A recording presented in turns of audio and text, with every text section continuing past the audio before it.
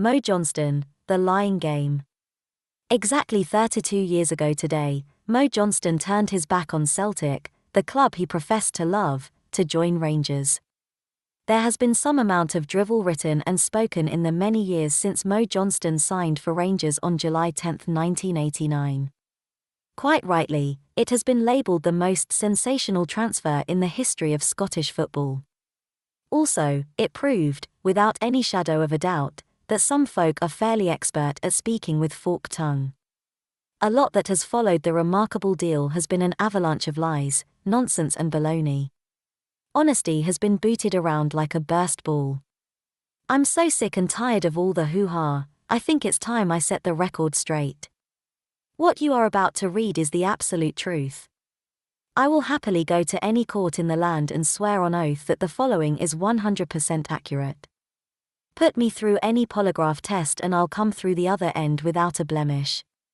Sports editor at the Sunday Mail at the time of the drama, and I was receiving all sorts of messages from many excellent contacts that the Johnston deal for Celtic from French club Nantes was on the rocks. There was no mention or hint of Rangers at the earliest outset.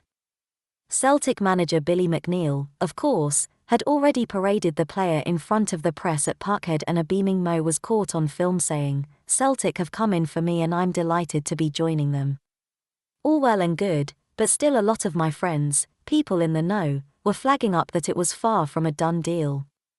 Mo sat with one of his mates in the Love Street stand on Saturday, May 13, when a Joe Miller goal gave Celtic a 1-0 victory over St Mirren on the last day of the league season. The following Saturday, I believe Mo was in the stand at Hampden when Miller netted the only strike of the game to hand Billy McNeill's men the Scottish Cup, upsetting old foes Rangers, who were chasing a domestic treble after lifting the Championship and the League Cup earlier in the season. Apart from the actual football, two separate incidents occurred that May Day I found very interesting. On my way through the Hampden car park before the game, I was pulled aside by someone I knew who worked for Radio Clyde. There was no reason for him to indulge in any claptrap.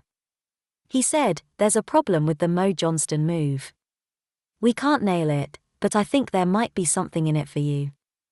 I thanked the guy. In fact, that wasn't the first time I had heard something along the same lines, but, of course, we were constantly reassured by Celtic that everything was in order. They had paid a deposit of £400,000 and the fee, in the region of £1.2 million, had been agreed with the French club and everything was fine and dandy. Laughing matter, Billy McNeill shares a joke with author Alex Gordon. But the Celtic legend failed to see the funny side when Mo Johnston defected to Ibrox in July 1989. After the Scottish Cup final, I made my way back to the Sunday Mail offices at Anderston Quay with colleagues Don Morrison and Dixon Blackstock. Later that evening, I received a call at the desk from a very well-placed Rangers mole.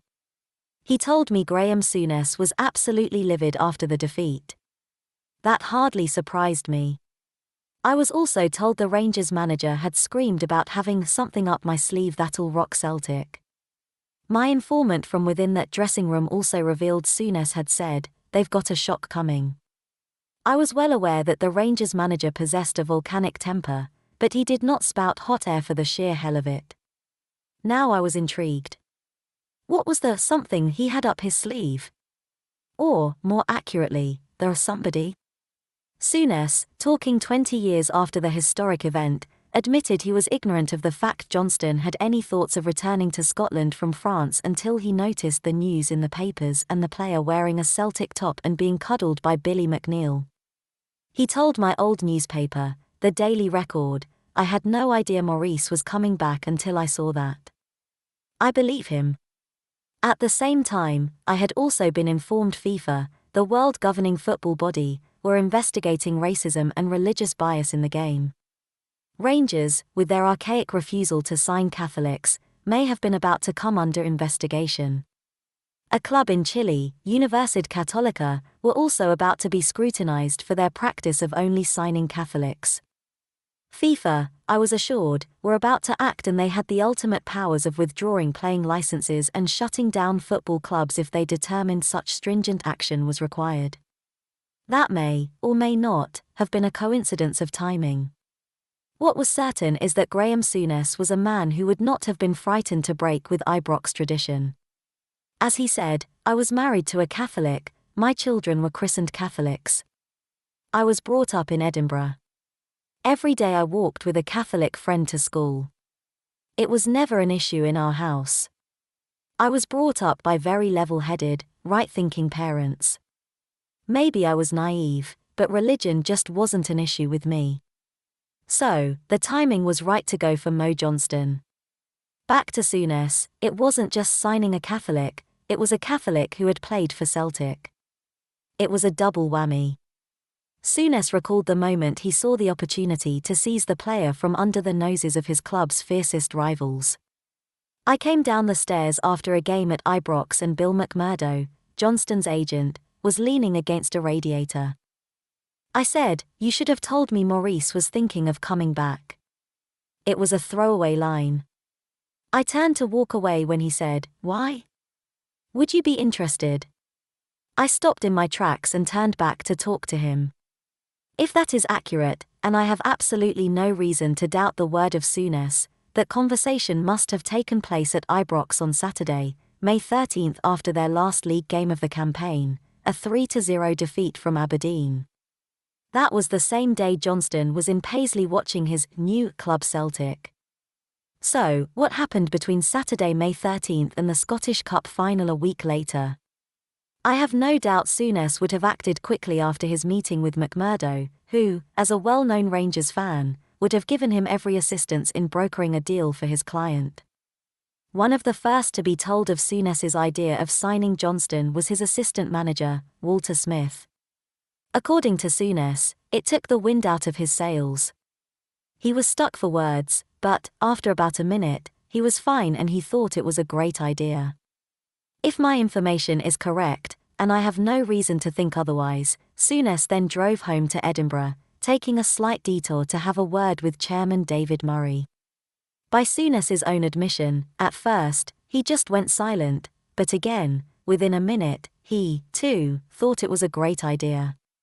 They both knew that if Rangers were to be accepted as a proper football club, it couldn't have this ridiculous situation hanging over it. As Rangers prepared for the Hampden final, Souness secretly flew to Paris for a meeting with Johnston.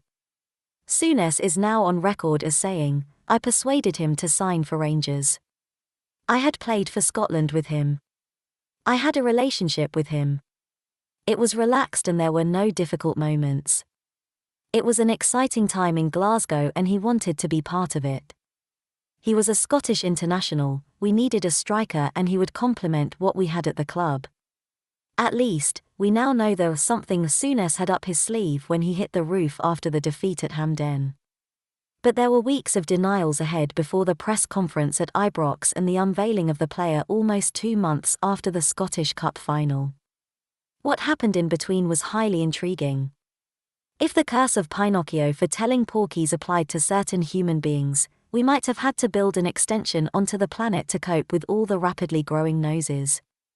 I'm sure more than a few rainforests could have been saved if there had been no requirement for immediate and extended nasal structures. You could have built an entire Viking fleet out of one individual's prominent conch. The telephone calls wouldn't go away. I met with friends and it was the main topic of conversation. The inquiries we were making were all getting batted back at us. I wasn't convinced and arranged to go over to Celtic Park one morning to meet a club executive. I won't embarrass him by naming him and he has nothing to do with the club these days. I asked if I could see some of the paperwork concerning the transfer of Mo Johnston from Nantes to Celtic. Very helpfully, they were fished out of a desk and placed in front of me. I wasn't too bad at French language at school, but I had left Mr. Cosgrove's 3A class in May 1967 and this was June 1989. A few bouteilles de Sancerre had been chucked behind my Adam's apple between then and now. I hoped I didn't sound like Inspector Clouseau's as I read from the document. It was like an old-fashioned parchment with a wax seal. Basically, what I could decipher was that this document was an agreement to a transfer, and not a transfer agreement. It appeared this piece of paper from Nantes Football Club was merely granting permission for Celtic to talk to their player. It meant Celtic's officials were not breaking any rules while approaching a player who was still under contract with another club. Of course, that is illegal and known as tapping. I was told there was another document from the French team acknowledging receipt of a deposit for their player. I left Celtic Park later on that day with my suspicions well and truly alerted. It was time for the Sunday Mail team to do some good old-fashioned sleuthing. We hit a barrier of lies. I can well understand some folk being sworn to secrecy, but some of the subterfuge that we encountered was simply outrageous. Dealing in balderdash appeared to be a specialist subject for some characters. The situation at the time was simple. Mo Johnston had changed his mind about signing for Celtic, the club he always adored as a school kid. What seems to have been forgotten over the years was the fact FIFA did intervene in an effort to sort out the mess. They examined the paperwork and threw their considerable weight behind Celtic. Mo Johnston was their player, as far as they were concerned. I believe the £400,000 that had been paid up front and had been banked by Nantes swung it in Celtic's favour. The French club was satisfied with the deal and now awaited Celtic's settlement of the balance. Mo didn't have a leg to stand on. He threatened to quit football if he was forced to play for Celtic, a staggering metamorphosis in such a short space of time. Billy McNeil, I was reassured by the man himself, was quite prepared to call the player's bluff. I can tell you the Celtic manager would have threatened to put Mo Johnston out of football. With FIFA's backing, Johnston would not have been allowed to play in any country under their auspices. The only people who could bail out Johnston were the guys on the Celtic board. They went against their manager's wise advice, cobbled together a statement that basically indicated that if the player does not want to play for Celtic, then we don't want him. The sigh of relief from Mo Johnston and around Govan must have thundered around Europe. Celtic called off the transfer, and the rest is history. Right up to the very end, there were lies, lies and more damned lies. Around that time, I spent a Friday evening with a friend of mine, let's just call him an entrepreneur, having dinner at the granary in Shorelands. Everyone I met that night wanted to tell me about Mo Johnston signing for Rangers. The following morning, I asked Don Morrison to put in a call to Ibrox. Let's get this sorted once and for all, I said. Don duly did so, and I heard him talking to someone in authority at Rangers, not Graham Souness, I hastened to add. Don replaced the receiver and said, well, that guy doesn't seem to think Mo Johnston will ever be allowed anywhere near Rangers. He's just said, remember the traditions of this club, and, if we were going to break them, it wouldn't be for that individual. Actually, he didn't use the word individual, but I'll leave it to your imagination to insert what you believe would be appropriate and more likely. Don added, he seemed quite emphatic. It seemed like a rehearsed line from the guy within Ibrox I have chosen not to embarrass by naming him. Frankly, I didn't believe him. I asked Don to telephone Bill McMurdo. Again, I listened to the call. Our chief sports writer came off the phone again. He has just said, it's a complete fabrication, you could run that story for 10 years and it still wouldn't be true. That didn't sit well, either. To this day, Don, one of the most honest blokes you are ever likely to meet, stands by that recollection.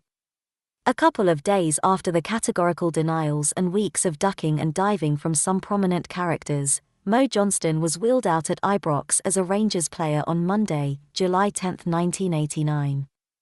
Quell surprise. I didn't reel back in astonishment. Author Alex Gordon, whose 15th Celtic book, 50 Flags Plus One, is out now, devoted a chapter in his newspaper memoirs, Jinx Dogs Burns Now Flew, published in 2015, to reveal the truth behind the astonishing transfer. It was published under the headline, MO Johnston, The Lying Game. Read Fergus McCann vs David Murray and how Celtic turned the tables on their Glasgow rivals, and the decline of Scottish football. Get the link in the description of this video.